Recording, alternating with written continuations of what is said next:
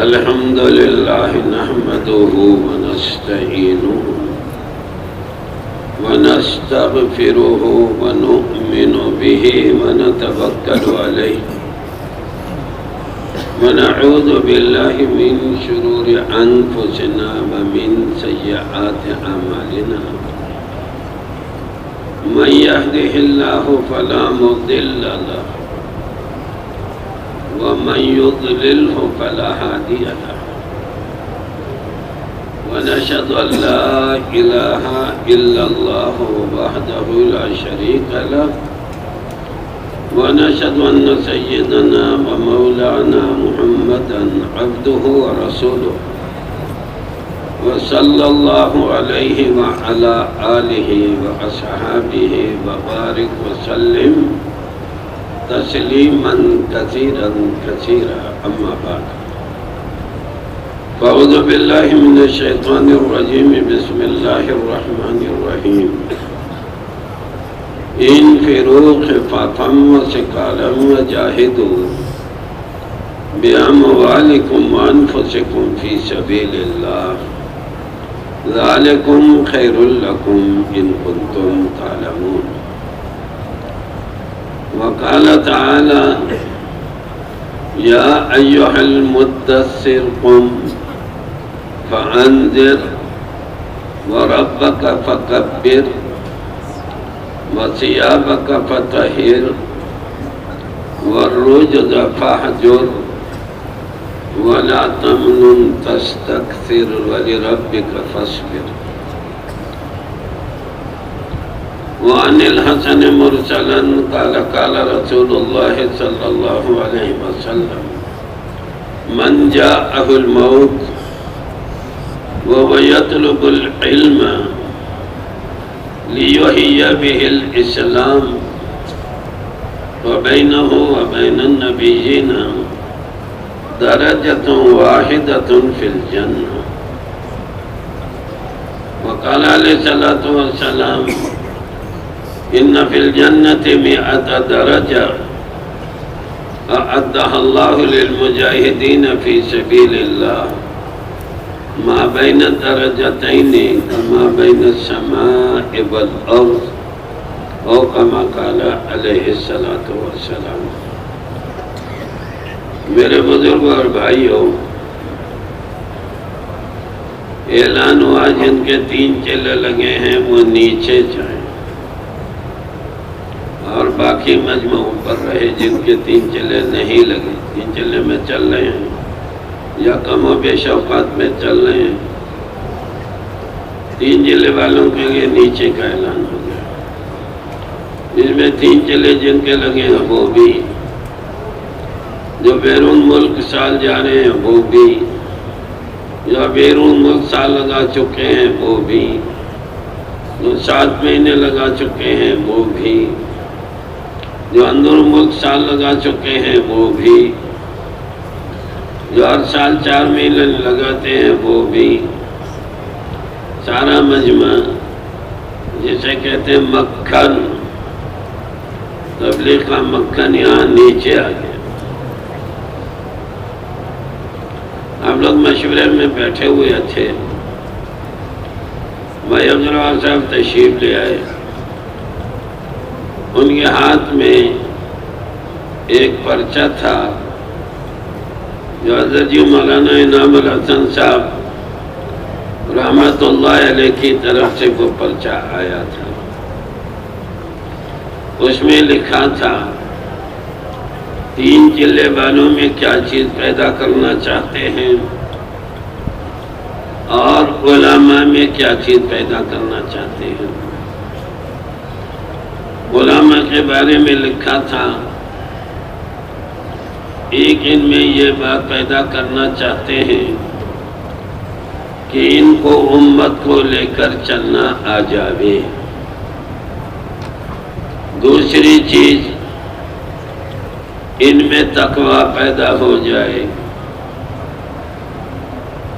مولانا محمد عمر صاحب پالپوری رحمۃ اللہ علیہ فرمانے لگے تقوی مزاج شریعت کو بتاتا ہے.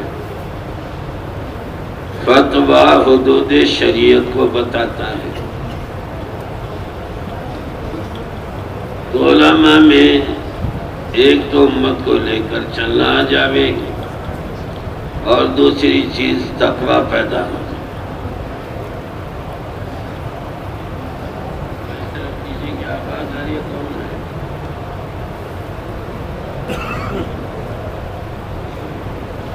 اس طرح کس کی آواز آ رہی ہے؟ کوئی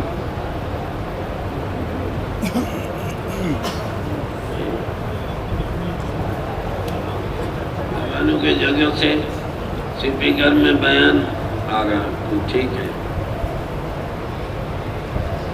یہاں قریب سے نہ آئے، اجتماعی فکر چلائے تو کوئی نہ بیٹھے۔ تو اچھا، تین چلے والوں میں کیا چیز پیدا کرنا چاہتے ہیں؟ تین چلے والوں کے بارے میں لکھا تھا کہ ان کو اللہ کے اوپر جان دینا آ جائے۔ تین چلے والوں میں جن کے تین چلے لگے ہیں، ان میں یہ بات پیدا کرنا چاہتے ہیں کہ ان کو اللہ پر جان دینا آ جائے۔ مولانا الیاس صاحب رحمۃ اللہ علیہ کے ملفوظات میں لکھا ہے، تبلیغ کا ظاہر کیا ہے؟ تبلیغ کا ظاہر یہ ہے، بستی بستی، شہر شہر، ملک بملک، اقلیم بہ اقلیم پھرنے کی سنت کو زندہ کرنا، رواج دینا، فروغ دینا، پائیدار کرنا، یہ تبلیغ کا ظاہر ہے۔ تبلیغ کا باطن اندرونی طور پر تبلیغ میں کیا چاہتے ہیں کہ اللہ کے اوپر جان دینا آ جاوے، صدیقی مزاج پر آ جائیں۔ حضرت ابوبکر صدیق رضی اللہ عنہ نے،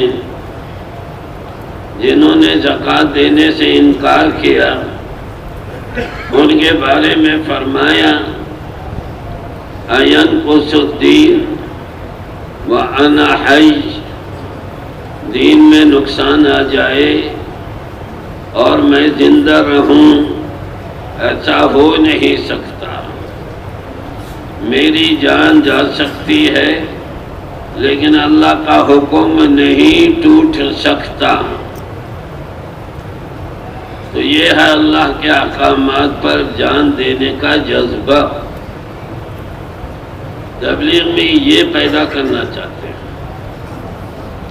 آدمی اپنے محبوب پر جان دے دیتا ہے، جی ہاں، بیوی سے محبت ہو، محبت ہوتی ہے، اگر اس کی بیوی کو اس کے سامنے کوئی چھیڑ دے تو یہ برداشت نہیں کرتا، اس لیے کہ بیوی اس کی محبوبہ ہے، تو یا تو اس کی جان دے گا یا اپنی جان دے دے گا۔ کیوں؟ محبوب کے لیے آدمی جان دیتا ہے۔ اولاد کو کوئی پریشان کرے تو اولاد سے محبت ہوتی ہے، اولاد کے لیے جان دے دیتا ہے یا جان لیتا ہے، جی ہاں۔ تو اللہ کی محبت دل میں ہوگی تو اللہ پر جان دے دیں گے۔ اللہ پر جان دینے کے نتیجے میں یہ شہید کہلاتا ہے۔ تو جو اللہ پر، اللہ کے احکامات پر جان دے گا، اللہ پر جان دینا، اس کے احکامات پر جان دینا، اللہ کے احکامات میں یہ نقصان کو برداشت نہیں کرے گا ایمان والا۔ تو اس لیے اللہ کی محبت کا ہونا دل میں ضروری ہے، اس لیے کہ آدمی اپنے محبوب پر جان دے دیتا ہے۔ اللہ کی محبت ہمارے آپ کے دلوں میں غالب ہو جائے۔ 8 چیزوں کا اللہ جل جلالہ نے قرآن میں ذکر کیا ہے کہ ان 8 چیزوں کی محبت میں نے رکھی ہے، لیکن ان کی محبت میرے احکامات کی محبت پر غالب نہ ہو، میرے حبیب صلی اللہ علیہ وسلم کی سنتوں کی محبت پر غالب نہ ہو جائے، اور میرے دین کی محنت پر ان کی محبت غالب نہ ہو۔ آیت سن لو،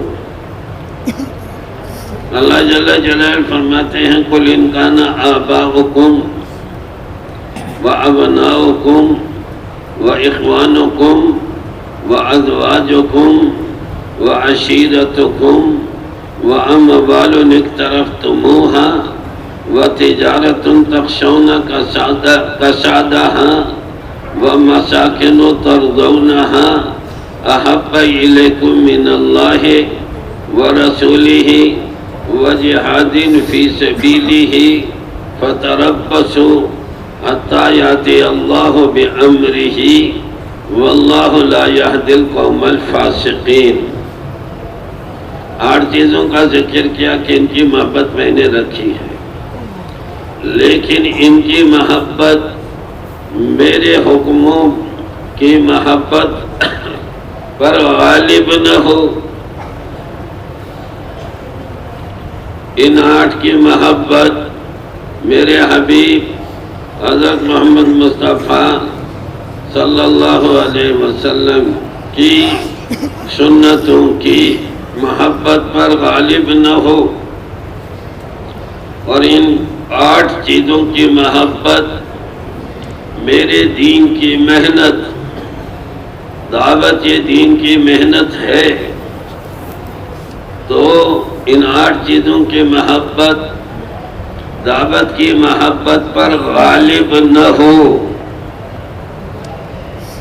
پہلے ماں باپ کی محبت اللہ نے رکھی ہے، لیکن اللہ کی محبت غالب ہو، اللہ کے احکامات کی محبت غالب ہو۔ ادھر سے اذان ہوئی، اللہ کی طرف سے بلاوا آ گیا، حی علی الصلاح حی علی الفلاح، آؤ نماز کے لیے، آؤ کامیابی، نماز پڑھ کر کامیابی لو، اور کامیابی کی جگہ جنت ہے، نماز پڑھ کر جنت لے لو۔ اگر کسی کے ماں اسے نماز پڑھنے سے روک دے تو یہ ماں کی بات نہیں مانے گا، اللہ کی بات مانے گا۔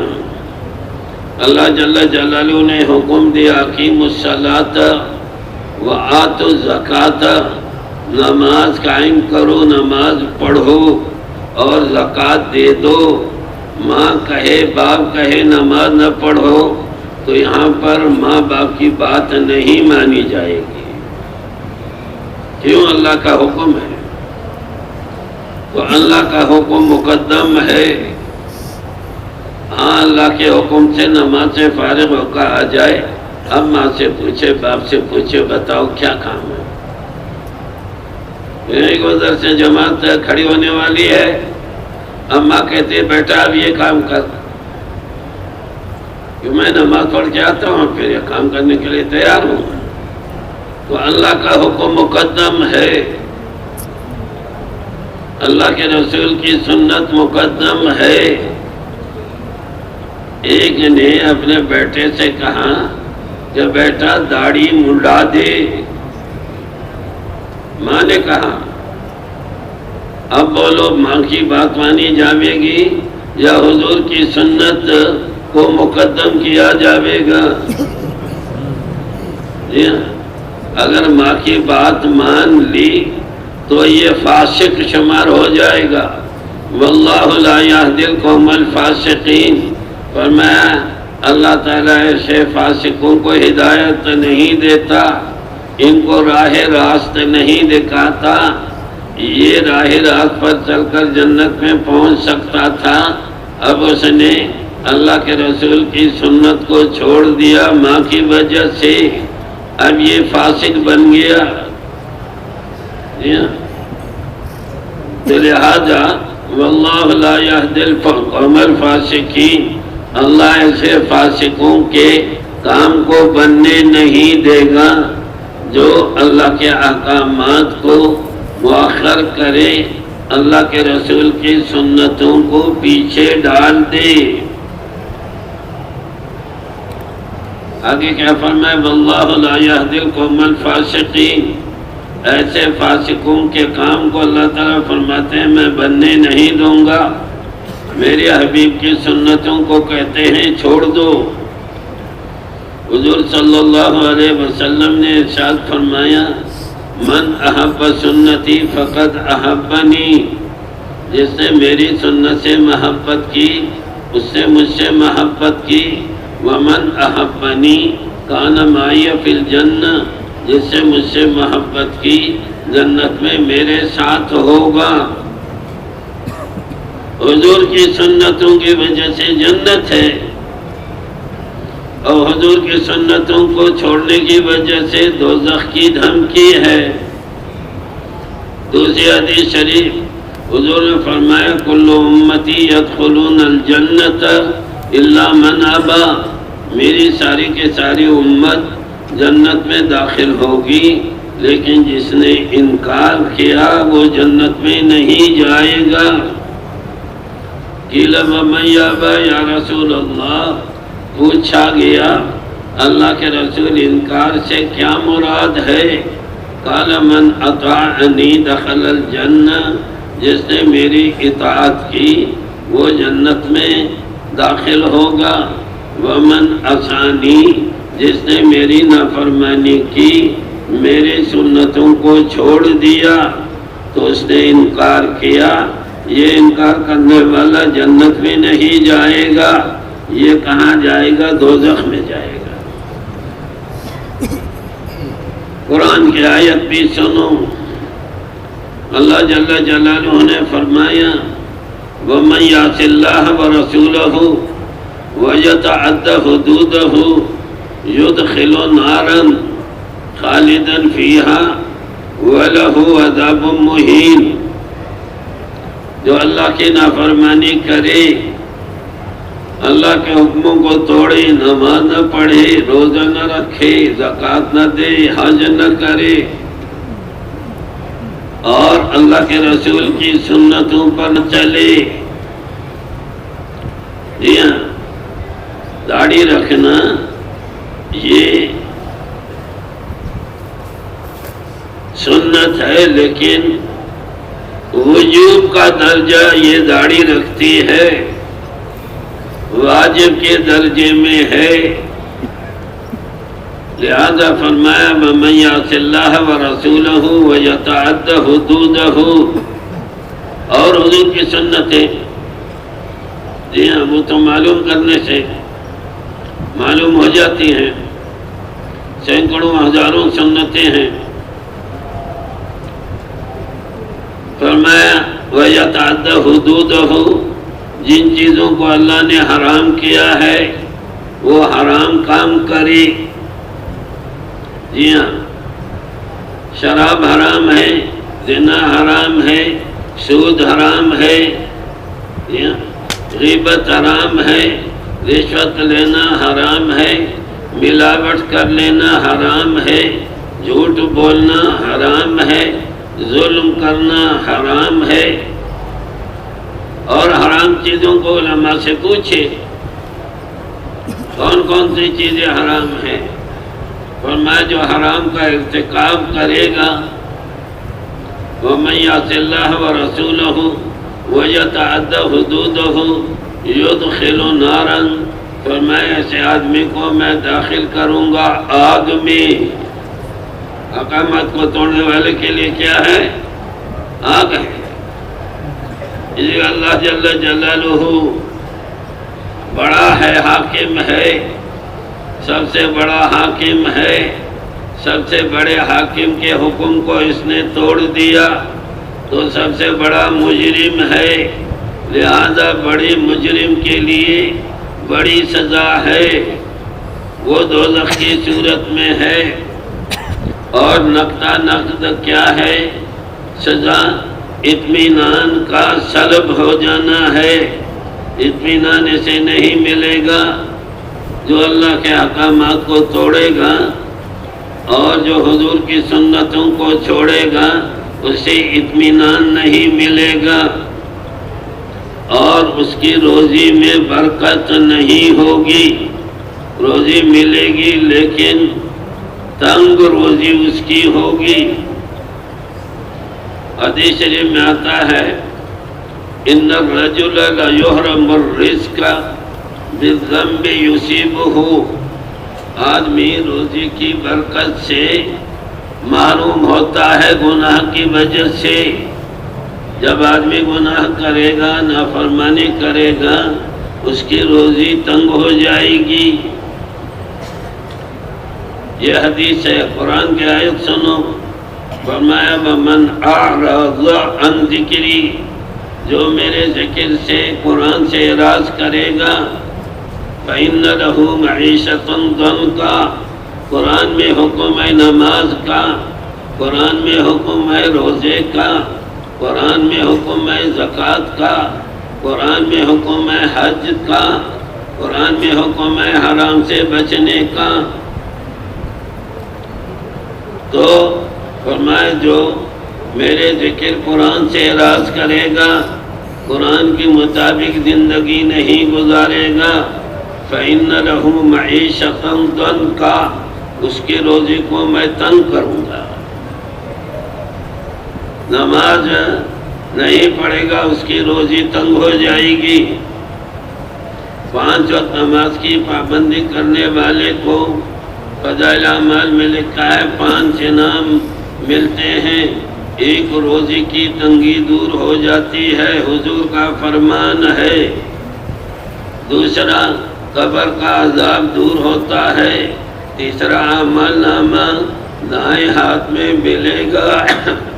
چوتھا، پورے صراط پر سے بجلی کی طرح گزرے گا۔ پانچواں، بغیر حساب کتاب کے جنت میں داخل ہوگا۔ جی ہاں، اللہ جل جلالہ نے فرمایا وَمَنْ وَأْمُرْ أَهْلَكَ بِالصَّلَاةِ وَاسْتَبِرْ عَلَيْهَا، اپنے گھر والوں کو نماز کا حکم کریں اور خود اس نماز کی پابندی کریں۔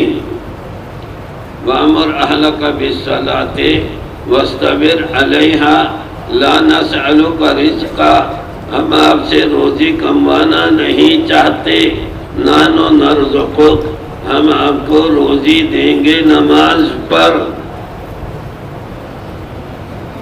حضور صلی اللہ علیہ وسلم کو، ان کے گھر والوں کو معاش کی تنگی پیش آتی تھی، تو حدیث میں آتا ہے حضور اپنے گھر والوں کو نماز کا حکم کرتے تھے، نماز کے ذریعے سے روزی کی تنگی دور۔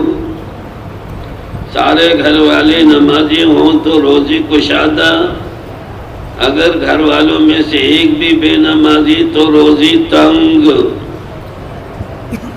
مولانا الیاس صاحب رحمۃ اللہ علیہ کے پاس ایک آدمی آیا، اس نے کہا کہ حضرت میں 4 پیسے کے تیل خریدتا تھا، یہ بھائی حضور صاحب نے بات سنی، اور یہ 4 پیسے کے تیل 1 ہفتہ چلتا تھا، اب کے دفعہ میں نے 4 پیسے کا تیل خریدا ہے، وہ 4 دن میں ختم ہو گیا، پورا ہفتہ پہلے چلتا تھا، اب پورا ہفتہ نہیں کیا۔ مولانا نے چھوٹتے ہی فرمایا تیرے گھر میں بے نمازی موجود ہے، تاکہ کی تو گھر والوں میں سے ایک نماز چھوڑ چکا تھا، اب ہمارے آپ کے گھروں میں کتنے بے نمازی ہیں؟ 3 چلے بھی لگے ہیں، اور 7 مہینے سال اندرون، لیکن ابھی گھر والوں پر ہماری آپ کی محنت نہیں ہوئی ہے صحیح۔ ایک دفعہ میاں جی محراب رحمت اللہ علیہ یہاں اجتماع کے لیے تشریف لے آئے، تو میں علماء کو لے کر گیا مغرب کے بعد میاں جی محراب رحمت اللہ علیہ کے پاس۔ دیکھو بھائی مشتاق صاحب رحمت اللہ علیہ فرمانے لگے کہ ان نظام الدین والے حضرات کے پاس بیٹھا کریں، اس کے بعد سے لے کر اب تک ہم نے اپنا معمول بنایا ہے کہ ان کے پاس بیٹھا کریں۔ تو میاں جی محراب رحمت اللہ علیہ کے پاس گئے، مغرب کے بعد بیٹھے ہوئے تھے، 6-7 علماء میں لے کر گیا۔ میں نے کہا کہ بزرگوں کی بات سنیں، کام آئے گا۔ وہاں جب پہنچے تو میں نے سوال کیا میاں جی محراب رحمت اللہ علیہ سے، وہاں ہندوستان میں 1989 میں نے ان سے پوچھا کہ آپ نے مولانا الیاس صاحب رحمت اللہ علیہ کی صحبت کتنے سال اٹھائی ہے؟ انہوں نے فرمایا کہ 19 سال یا 20 سال میں نے مولانا الیاس صاحب رحمت اللہ علیہ کی صحبت اٹھائی ہے، سب سے زیادہ میاں جی محراب۔ مولانا سعید خان صاحب، مولانا عبید اللہ صاحب نے 3 سال صحبت اٹھائی، بھائی عبدالوہاب صاحب رحمت اللہ علیہ نے 6 مہینے صحبت اٹھائی۔ تو میں نے میاں جی محراب سے یہاں سوال کیا، یہیں راوند میں، کہ گھر میں تعلیم کتنی دیر ہونی چاہیے؟ فرمانے لگے یہ سوال جو آپ نے مجھ سے کیا، یہی سوال میں نے مولانا یوسف صاحب رحمت اللہ علیہ سے کیا۔ تو مولانا یوسف صاحب رحمت اللہ علیہ فرمانے لگے گھر میں روزانہ 1.5 گھنٹہ تعلیم ہونی چاہیے۔ گھر میں کتنی دیر تعلیم ہونا چاہیے بولو بھائی؟ 1.5 گھنٹہ۔ جو اپنے گھر میں روزانہ 1.5 گھنٹہ تعلیم کرے، پھر دیکھے اس کے گھر میں کوئی بے نمازی ملتا ہے کہ نہیں؟ ہم اور آپ اپنے گھر والوں پر محنت ہی نہیں کرتے، محنت نہیں کرتے۔ یہ ہماری طرف سے، ہماری آپ کی طرف سے اپنے گھر والوں کے اوپر ظلم ہے۔ ان کا حق بنتا ہے روزانہ حضور کی احادیث کو روزانہ 1.5 گھنٹہ سنائیں۔ یہ مولانا یوسف صاحب رحمت اللہ علیہ کا قول ہے۔ پھر دوسرا سوال، بولو بھائی کس کس کی نیت بنی کہ میں اپنے گھر والوں پر محنت کروں گا؟ محنت حضور کی احادیث کو سنانے سے یہ محنت ہے۔ حضور کی احادیث میں نور ہے۔ حضور کی حدیث میں کیا بولو بھائی؟ نور ہے۔ جس کے دل میں حضور کی حدیث کو سن کر نور آئے گا، اس کے دل کے اندر سے ظلمت سیاہی نکل جائے گی۔ جب ہم اور آپ محنت نہیں کریں گے، حضور کی حدیث کو نہیں سنائیں گے، تو ان کے دل سیاہ ہیں، تو سیاہ دل والا نماز نہیں پڑھ سکتا۔ اس لیے کہ الصلاۃ نور، حدیث شریف میں آتا ہے نماز میں نور ہے۔ کند ہم جنس با ہم جنس پرواز، کبوتر با کبوتر باز باز۔ ہم جنس کے ساتھ اڑتا ہے، کبوتر کبوتر کے ساتھ، چڑیا چڑیا کے ساتھ اڑتی ہے، کوے کوے کے ساتھ۔ تو نور، نماز میں نور ہے، اور حضور کی احادیث میں نور ہے۔ حضور کی احادیث کو سنائیں گے، دل نورانی بنے گا، تو پھر نماز میں خود نور ہے، تو دونوں نور جمع ہو جائیں گے، پھر نماز پڑھنا آسان ہو جائے گا۔ تو یہ تو ہماری آپ کی محنت کی گھروں پر محنت نہ کرنے کی وجہ سے یہ مشکل موجود ہے۔ حالانکہ ان بیچاروں کا حق بنتا ہے، روزانہ 1.5 گھنٹہ ان کے لیے فارغ کر کے خود بیٹھ کر خود تعلیم کرائیں۔ یہ نہیں کہ جی تقاضا ہے، بھائی سب سے بڑا تقاضا آپ کے گھر کا ہے، آپ کے گھر والے جہنم میں جائیں، آپ باہر جا کے تقاضے پورا کرتے ہو، یہ اچھے تقاضے پورا کرنے والا بن گیا۔ گھر والے جہنم میں جائیں، ان پر محنت نہ ہو، میں باہر کی تبلیغی تقاضے پورا کرتا ہوں۔ جی ہاں، یہ انصاف نہیں ہے، جو ظلم ہے۔ اپنے گھر والوں پر مستقل محنت کریں اور ان کو 2 مہینے مردوں میں عام کر سیدوں جا، تیسرے میں مستورات میں لگے تاکہ دعوت کو سیکھے، داعیہ بن جائے۔ مولانا یوسف صاحب رحمۃ اللہ علیہ کی تقریر میں لکھا ہے کہ حضور صلی اللہ علیہ وسلم کی دعوت کے اندر تمام انبیاء علیہ السلام کی دعوت کا نور موجود ہے، اور حضور صلی اللہ علیہ وسلم کی دعوت کے اندر حضور صلی اللہ علیہ وسلم کی اپنی دعوت کا نور بھی موجود ہے۔ دلوں کو نورانی بنانا ہے، دعوت میں نور ہے، دعوت سکھائیں، اپنے مستورات کو ان کو نکالیں۔ تعلیم میں نور ہے، حضور کی احادیث کی فضا ہو گھر میں۔ ہمارے آنکھ کے گھر دعوت کے مرکز بنے، علم کے مرکز بنے، عبادت کے مرکز بنے۔ آدمی دعوت سے بنتا ہے، بھائی حضور صاحب رحمۃ اللہ فرمانے لگے، آدمی دعوت سے بنتا ہے، تعلیم سے بنتا ہے، اس لیے اپنی مستورات کو دعوت سکھانی ہے، کیونکہ دعوت میں نور ہے۔ اس دعوت کے نور کی وجہ سے پھر نماز میں نور ہے اور قرآن میں بھی نور ہے، تلاوت آسان ہو جاتی ہے۔ اللہ تعالیٰ نے فرمایا ما کنت تدری ما الکتاب ولا الایمان ولکن جعلناہ نورا، تجھے پتہ نہیں تھا کیا ہے کتاب کیا ہے ایمان۔ ما کنت تدری ما الکتاب والایمان ولکن جعلناہ نورا، لیکن ہم نے کتاب قرآن کو نور بنایا ہے۔ تو قرآن کی تلاوت سے دل میں نور آتا ہے، دعوت کی وجہ سے فضائل سامنے آئیں گے، اور تعلیم کی وجہ سے فضائل سامنے آئیں گے۔ ان اللہ یرفع بہذا الکتاب اقواما ویضع بہ الآخرین، اللہ اس کتاب قرآن کے ذریعے سے قرآن والوں کو اوپر لے جاتا ہے، اور جو قرآن کو عملاً پیچھ دیں گے، اپنی اولاد کو حافظ عالم دائی بنانے کے بجائے ڈاکٹر اور انجینئر بنا رہے ہیں۔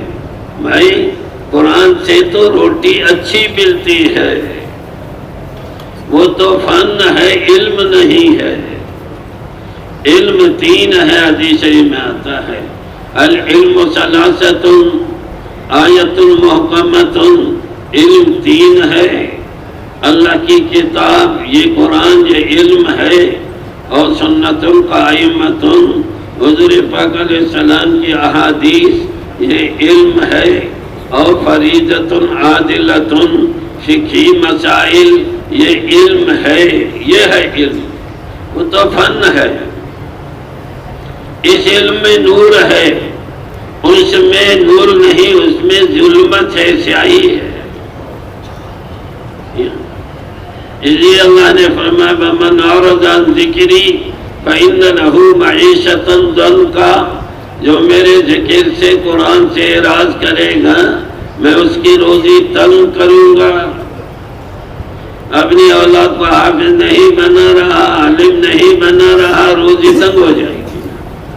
اور پھر یہود نصارہ والا علم لے گا تو ان کا لباس بھی اختیار کرے گا۔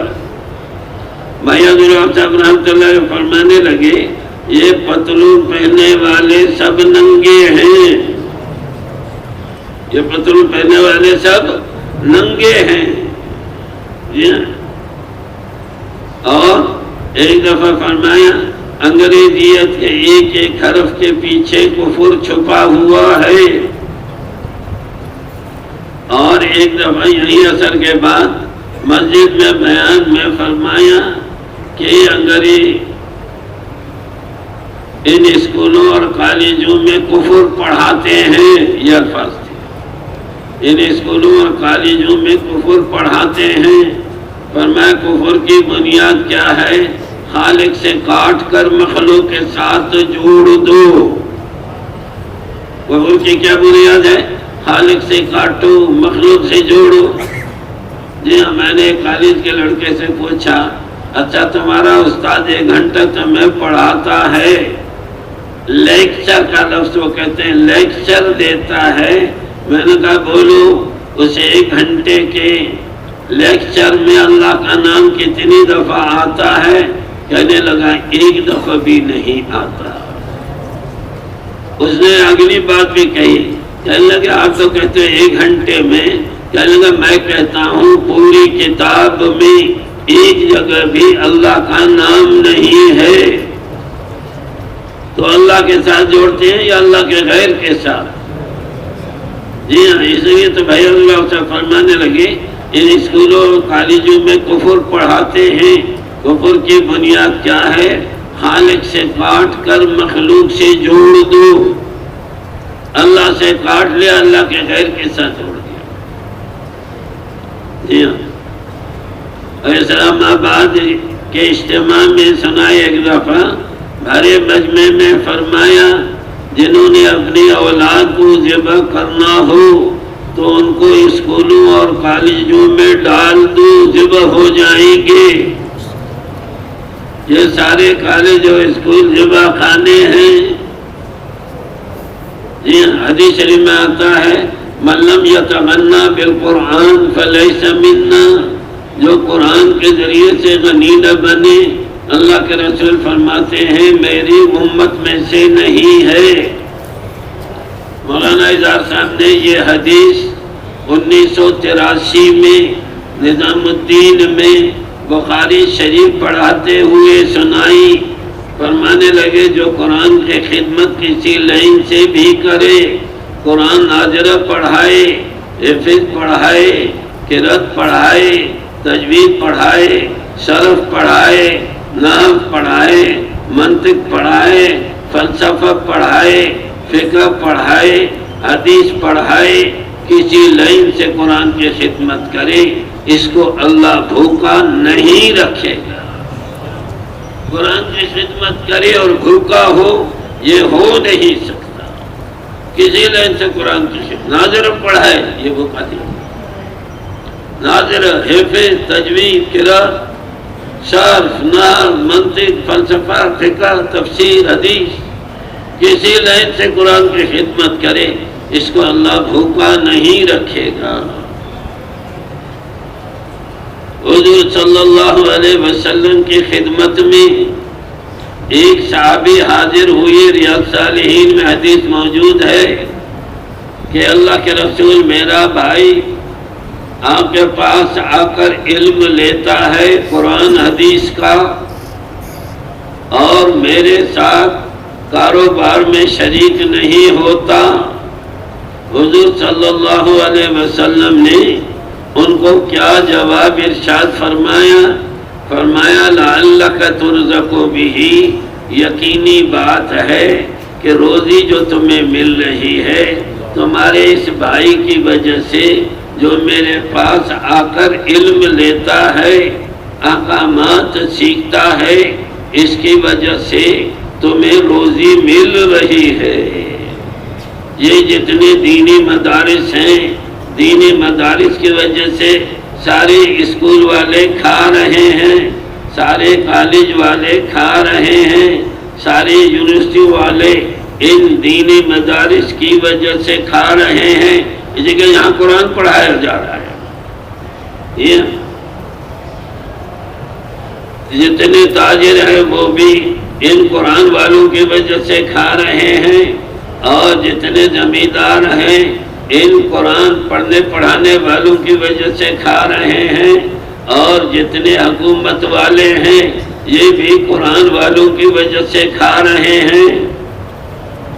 جی ہاں، قرآن والوں کی وجہ سے سارا نظام چل رہا ہے، چلانے والا اللہ ہے۔ ہماری طالب علمی کا زمانہ تھا، ایک طالب علم دمے کے مریض تھے تو بے ہوش ہو گیا۔ بھائی عبدالرحمن صاحب کو بتایا گیا، تشریف لے آئے، دم کیا، اسے افاقہ ہوا، وہ ہمارے بیچ میں بیٹھ گئے، 1 گھنٹہ ہم سے بات کی، تو وہی 12 13 یا 14 طلباء تھے، 1 گھنٹہ بات کی اور فرمایا، ایک طالب علم کا نام لے لیا، فضل حق اس کا نام تھا، پشاور کا تھا۔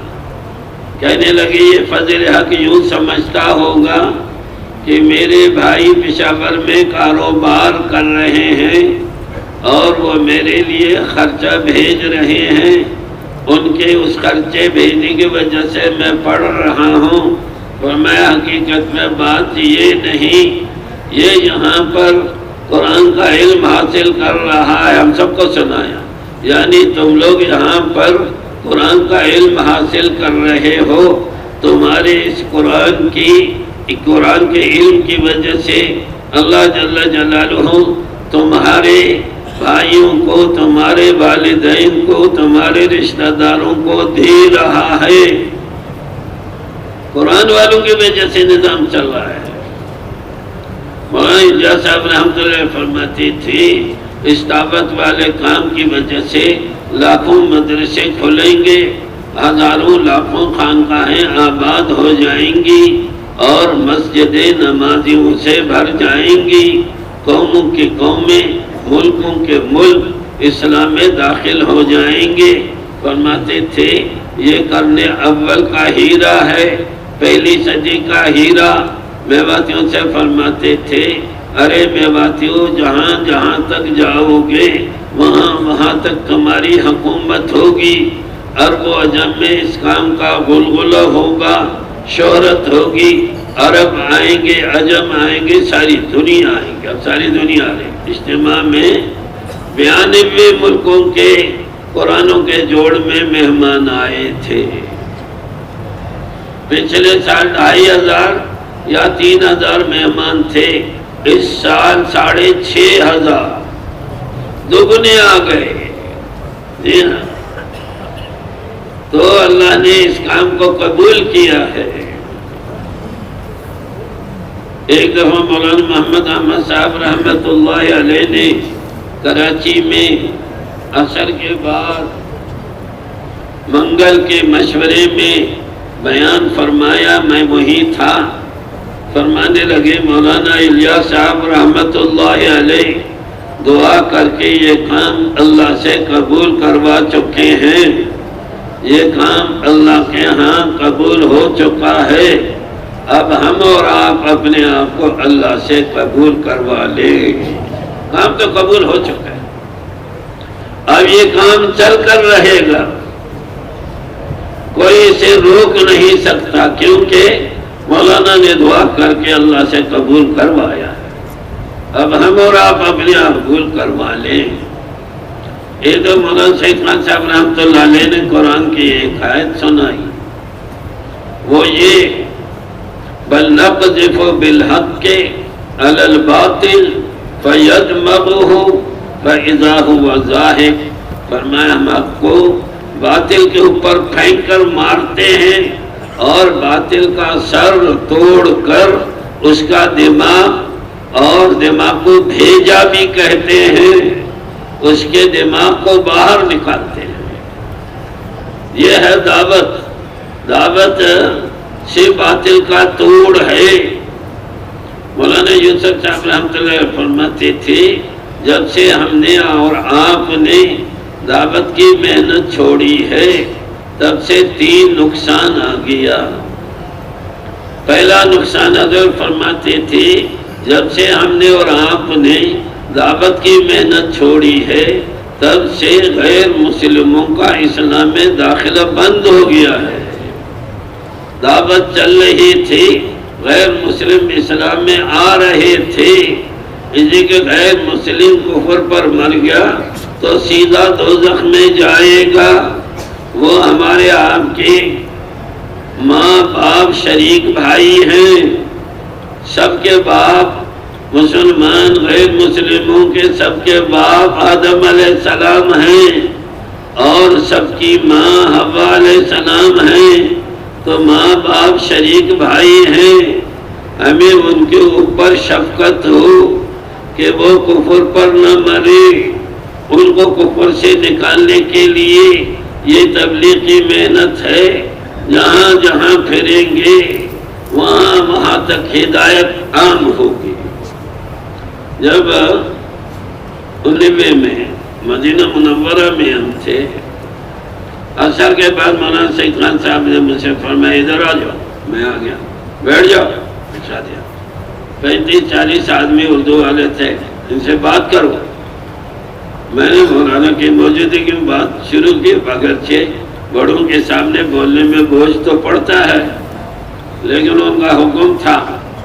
تو دوران گفتگو میں نے یہ بات سنائی کہ مولانا اجاز صاحب رحمۃ اللہ علیہ میواتیوں سے فرماتے تھے، ارے میواتیوں جہاں جہاں تک جاؤ گے وہاں تک تمہاری حکومت ہوگی۔ مولانا ٹھہر جا، میں رک گیا۔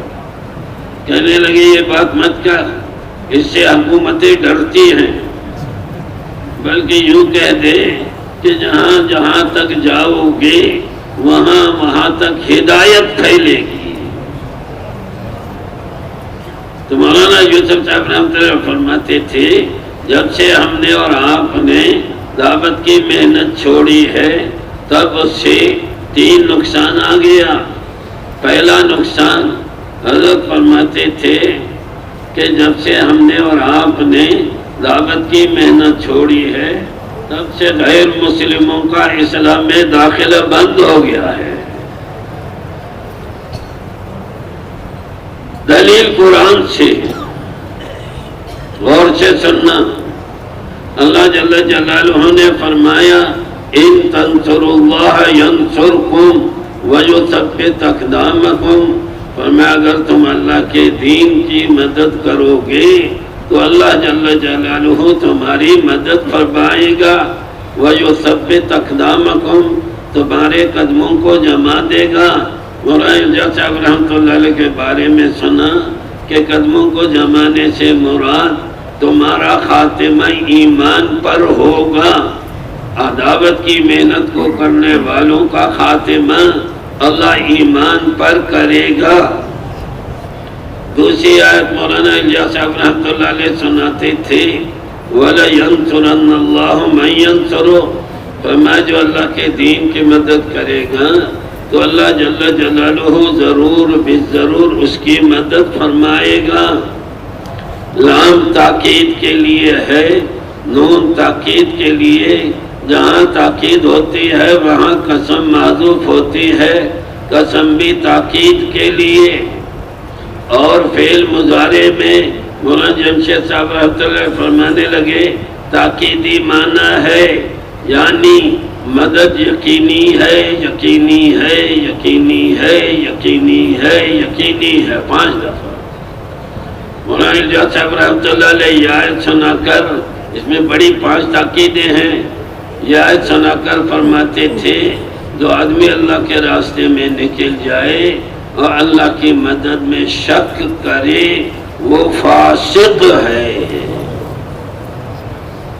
مدد ساتھ ہو گئی، یہ نہیں کہ ہوگی، ہو گئی۔ اس پر سنو، بھائی عبداللہ صاحب رحمۃ اللہ علیہ فرمانے لگے میں اپنے دفتر میں بیٹھا ہوا تھا، مجھے اطلاع ملی کہ حضرت مولانا الیاس صاحب رحمۃ اللہ علیہ کا انتقال ہو گیا۔ میں نے اپنے سپروائزر سے کہا کہ حضرت کا انتقال ہو چکا ہے، میں جاتا ہوں۔ سپروائزر نے اجازت دے دی، میں وہاں سے چلا۔ راستے میں دہلی کا ایک تاجر حضرت کے پاس آتا جاتا تھا، اس سے ملاقات ہوئی۔ میں نے پوچھا حضرت کا کیا حال ہے؟ انہوں نے کہا حضرت ٹھیک ہے، لیکن مجھے تسلی نہیں ہوئی۔ سیدھے نظام الدین پہنچا تو حضرت چبوترے پر بیٹھے ہوئے تھے اور لوگ اردا گرد بیٹھے ہوئے تھے۔ آتے ہی میں بیٹھ گیا۔ بیٹھتے ہی جو حضرت سے بات سنی وہ یہ سنی، فرمایا جس آدمی نے اللہ کے راستے میں نکلنے کی نیت کر لی، نیت کرتے ہی اللہ جل جلالہ کی مدد ساتھ ہو گئی۔ یہ نہیں کہ ہوگی، مستقبل نہیں، ہو گئی نقد۔ ہاں اچھا، وہ مدد کیا ہے اس کو بھی اللہ نے قرآن میں بیان فرمایا۔ مولانا محمد عمر صاحب پالپور رحمۃ اللہ علیہ یہ سورہ نصر سناتے تھے، اذا جاء نصر اللہ والفتح ورأیت الناس يدخلون فی دین اللہ افواجا، فرمایا جب اللہ کی مدد اور فتح آئے گی پھر تم دیکھ لو گے لوگوں کو کہ فوج در فوج اسلام میں داخل ہوں گے۔ یہ اللہ نے بتا دیا۔ تو اس دعوت والی محنت کو کرنے کی وجہ سے غیر مسلموں کا اسلام میں داخلہ یقینی ہے۔ ایک دفعہ مولانا احسان صاحب نے قرآن صاحبان میں بیان فرمایا، میں علماء کی تشکیل میں تھا، میں بیان میں بیٹھا ہوا تھا۔ مولانا فرمانے لگے اس تبلیغ کے کام کی وجہ سے یدخلون فی دین اللہ افرادہ کا منظر قائم ہو چکا ہے۔ اللہ کے دین میں فردن فردن ایک ایک کر کے مسلمان ہونے شروع ہو گئے ہیں۔ اب وہ وقت قریب ہے کہ یدخلون فی دین اللہ افواجا کا منظر قائم ہو جائے۔ وہ وقت قریب ہے کہ فوج در فوج اسلام میں داخل ہونے شروع ہو جائیں۔ دوسری بات فرمانے لگے ہدایت کی صبح صادق ہو چکی ہے، اب ہدایت کے سورج کے نکلنے کی دیر ہے۔ صبح صادق اور سورج کے نکلنے میں زیادہ سے زیادہ ٹائم 1 گھنٹہ 42 منٹ ہوتا ہے، اور کم 1 گھنٹہ 19 منٹ نیچے بھی جاتا ہے، زیادہ 1 گھنٹہ 42 منٹ۔ فرمایا صبح صادق ہو چکی ہے ہدایت کی، اب ہدایت کی سورج کے نکلنے کی دیر ہے۔ مولانا یوسف صاحب رحمۃ اللہ علیہ کی تقریر میں لکھا ہے،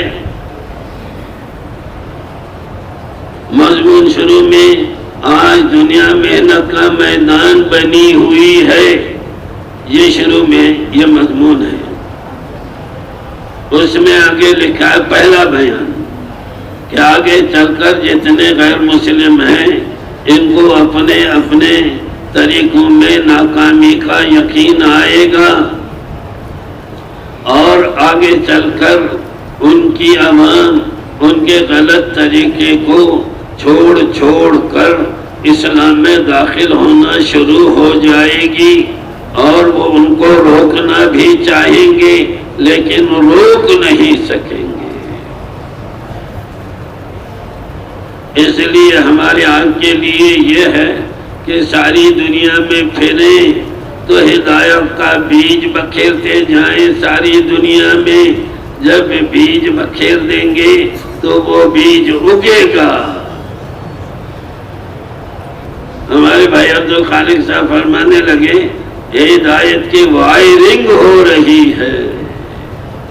پہلے لوگ وائرنگ کر کے گھروں میں، دکانوں میں، دفتروں میں، کارخانوں میں وائرنگ کر کے تیار کرتے ہیں کہ بجلی آنے والی ہے، اور جب بجلی کا کنیکشن ملتا ہے تو گھروں میں، دفتروں میں، کارخانوں میں ہر جگہ روشنی ایک دم آتی ہے۔ روشنی کی رفتار 1,86,000 میل فی سیکنڈ ہے۔ تو یہ تبلیغ کی وجہ سے ساری دنیا میں وائرنگ ہو رہی ہے۔ اس ایک نظام اللہ کا چلتا ہے۔ مولانا یوسف صاحب رحمۃ اللہ فرماتے تھے اللہ کے نظام سے ہو رہا ہے، ہمارے نظام سے نہیں ہو رہا، اللہ کی تقدیر سے ہو رہا ہے، ہماری تدبیر سے نہیں ہو رہا۔ اللہ جل جلالہ سب کچھ کے بغیر سب کچھ کر لیتا ہے، لیکن سب کے سب مل جائے اللہ کے بغیر کچھ نہیں کر سکتے۔ ایک چیز کو بندہ چاہتا ہے، اگر بندے کی چاہت کے ساتھ اللہ جل جلالہ کی چاہت بھی مل جائے تو وہ کام ہو جاتا ہے۔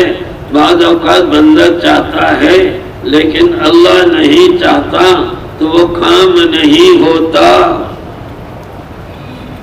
بعض اوقات بندہ چاہتا ہے کہ ہو، لیکن اللہ جل جلالہ نہیں چاہتا تو وہ کام نہیں ہوتا۔ تو اللہ کے ارادے کا نام وجود ہے۔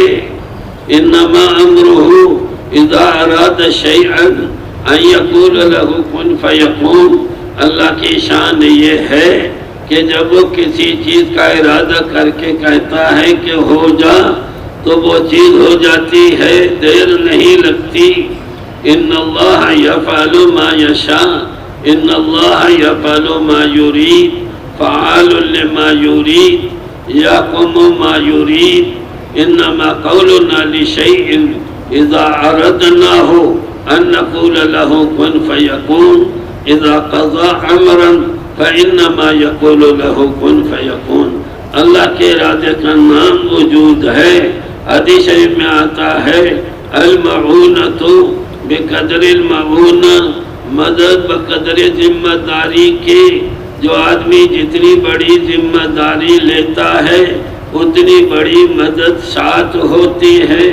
جو ساری زندگی کی نیت کر لے گا، ساری زندگی کی ذمہ داری لے گا تو ساری زندگی کے حساب سے اللہ کی مدد اس کے ساتھ ہوگی۔ جو آدھی زندگی کے حساب سے ذمہ داری لے گا، آدھی زندگی کے حساب سے اللہ کی مدد اس کے ساتھ ہوگی۔ جو تہائی زندگی ہر سال 4 مہینے کی ذمہ داری لے گا اس حساب سے اللہ کی مدد ساتھ ہوگی۔ اور جو سال 7 مہینے کی نیت کر لے گا تو سال 7 مہینے کے لحاظ سے اللہ کی مدد اس کے ساتھ ہوگی۔ اب بولو بھائی، کون کتنے عرصے کی نیت کرتا ہے، کتنی ذمہ داری لیتا ہے؟ جو سال 7 مہینے کی یہ پرانا مجمع ہے، سال 7 مہینے کی ہم اور آپ داری لے لیں، اس کے حساب سے مدد ساتھ ہو گئی۔ اللہ لے جائے گا، جتنا پھریں گے اتنی ہدایت کی فضا عام ہو جائے گی۔ ہم لوگ 1.5 سال کے لیے جا رہے تھے تو بھائی عبدالرحمن صاحب تشریف لے آئے، مولانا کی ایک تقریر پڑھ کر سنائی۔ اس میں لکھا تھا جہاں جہاں تک جاؤ گے، جس کی نگاہ تم پر پڑے گی اللہ تعالیٰ ان سب کو ہدایت نصیب فرمائے گا۔ جن پر تمہاری نگاہ پڑے گی اللہ ان سب کو ہدایت نصیب فرمائے گا۔ فرمایا جو ہوائیں تمہارے بدنوں کے ساتھ ٹکرا کر دوسروں کے بدنوں کے ساتھ ٹکرائیں گی تو اللہ تعالیٰ ان سب کو ہدایت نصیب فرمائے گا۔ اور بھائی افضل صاحب نے یہی فجر کا بیان راوند میں کیا، قرآن صاحبان میں نے عربوں کا ترجمہ کیا۔ اس میں بھائی افضل صاحب رحمۃ اللہ علیہ نے سنایا۔ مولانا یوسف صاحب رحمۃ اللہ علیہ دعا یوں کرتے تھے، اے اللہ جہاں جہاں تک ہماری جماعتیں جائیں، جس کی نگاہ ان پر پڑے، اے اللہ تو ان سب کو ہدایت نصیب فرما۔ جن پر جماعت والوں کی نگاہ پڑے ان سب کو ہدایت نصیب فرما۔ اور جو ہوائیں ان کے بدنوں کے ساتھ ٹکرا کر دوسروں کے بدنوں کے ساتھ ٹکرائیں، اے اللہ تو ان سب کو ہدایت نصیب فرما۔ اس لیے تشکیلوں میں خوب گشتوں میں پھریں تاکہ لوگوں کی نگاہ ہم پر پڑے، ہماری نگاہ لوگوں پر پڑے۔ مسجد میں کم رہو، صرف تعلیم کے لیے سونے کے لیے آ جاؤ، باقی سارے کا سارا وقت گشتوں میں پھرو۔ تو بولو بھائی، گشتوں میں زیادہ سے زیادہ پھرنے کے لیے کون تیار ہے؟ مسجد میں بیٹھنا تھوڑا رکھے، پھرنا زیادہ رکھے۔ ایک دوسری بات، ساری دنیا میں پھرنے کے لیے کون تیار ہے؟ 7 مہینے کی نیت سے۔ سبحان اللہ و بحمدہ، سبحانک اللہم و بحمدک، نشہد ان لا الہ الا انت، نستغفرک و نتوب الیک۔